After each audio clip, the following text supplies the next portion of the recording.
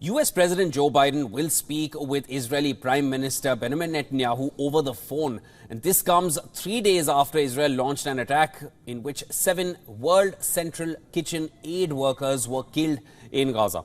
The aid workers were killed when their convoy was hit shortly after they oversaw the unloading of 100 tons of food brought to Gaza by sea.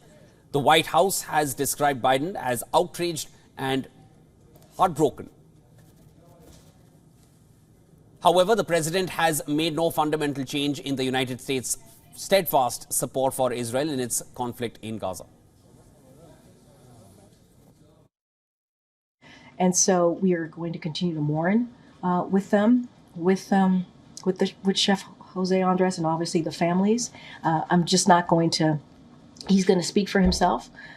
We are very clear about where we stand. I think the president's statement was incredibly powerful, impactful, and really truly lays out how he feels about the current situation.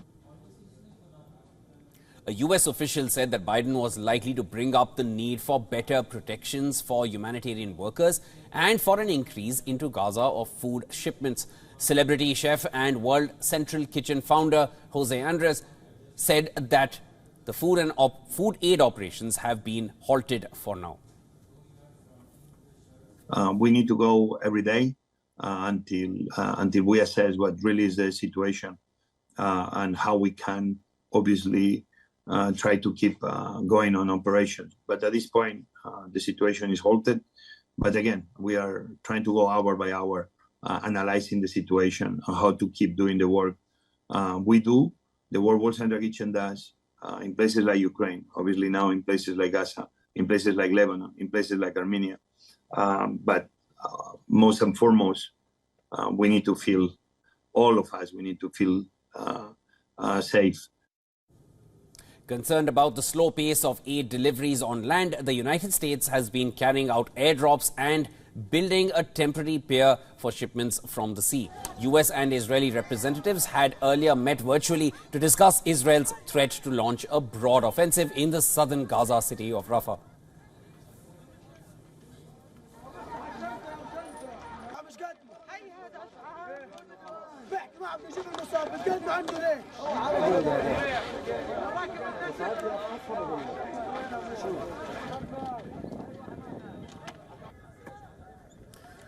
Rafah is where many Palestinians have fled to escape the fighting elsewhere in Gaza. The US and Israel have planned further discussions at an in-person meeting of representatives next week. And White House National Security spokesperson John Kirby said that while the in-person meeting was unlikely to reach firm conclusions, Washington hoped to make progress on how to root out Hamas militants from Rafah without harming civilians. Is working harder than Joe Biden or this administration on trying to get a ceasefire in place so that we can get the hostages out.